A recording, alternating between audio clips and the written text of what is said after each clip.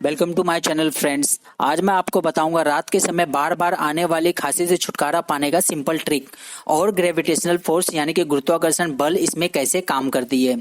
दोस्तों, न्यूटन ने ग्रेविटी की खोज की और बताया ग्रेविटी के कारण कैसे ऊपर की तरफ फेंकी गई वस्तु जमीन पर आ जाती है।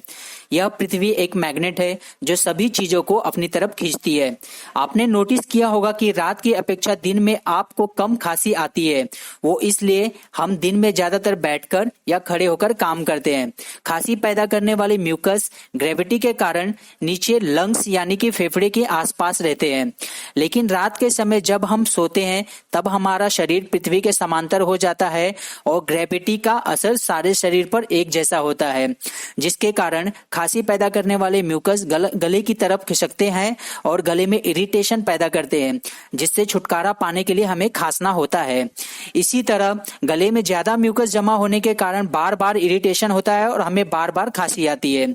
दोस्तों, इस तरह बार बार आने वाली खांसी से छुटकारा पाने के लिए रात में सोते समय अपने सिर को थोड़ा सा उठाकर रखें या फिर सिर के नीचे 3-4 तकिए का प्रयोग करें, जिसके कारण म्यूकस गले में नहीं होगा और आपको बार बार खांसी नहीं आएगी।